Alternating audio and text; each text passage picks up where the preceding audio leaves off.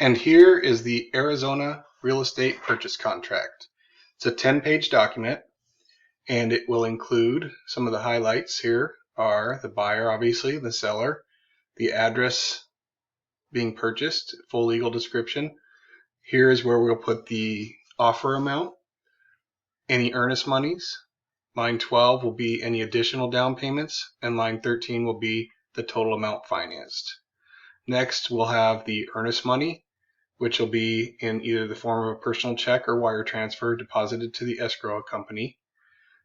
Close of escrow date, very important. Any additional addendums that are being used. Some properties are in an HOA, some have a domestic water well, some have buyer contingency if the buyer needs to sell their property before purchasing this one. Lead-based paint is anything built before 1978. On-site wastewater treatment. Some properties do have a septic system.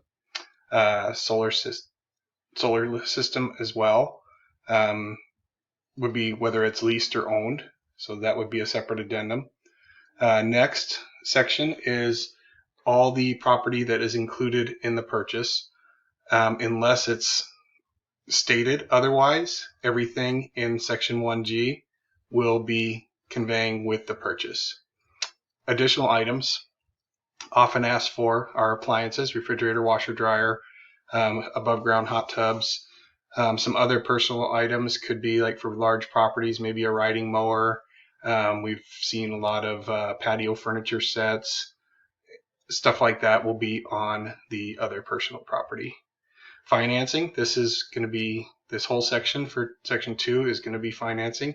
It's going to cover all the topics of pre-qualification, ways where the unfulfilled loan contingency could come in if something happens during the buying process and the buyer is no longer able to qualify for their loan. It covers that. Loan application, the type of financing, whether it's conventional, FHA, VA, USDA, seller carryback, any seller concessions would be here in section 2J. Appraisal cost, who's covering that, the buyer or the seller?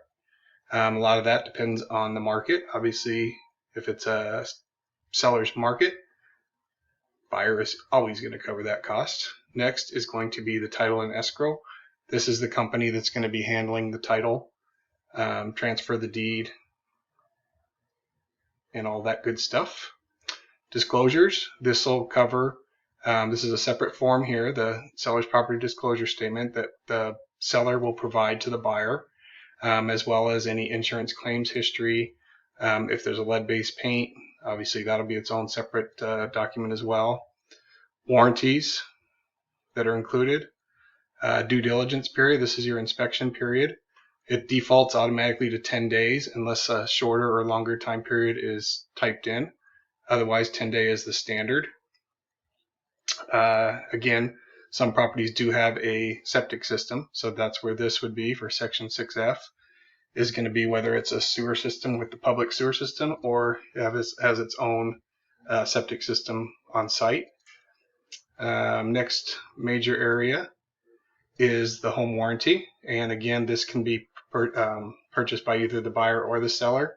It can be ordered by either the buyer or the seller, and the choice of who the warranty company is, as well as the dollar amount paid for it, is here.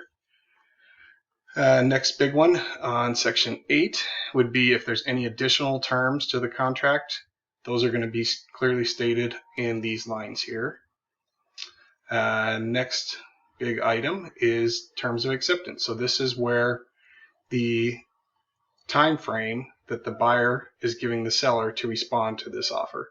So this will go in here, the date and the time.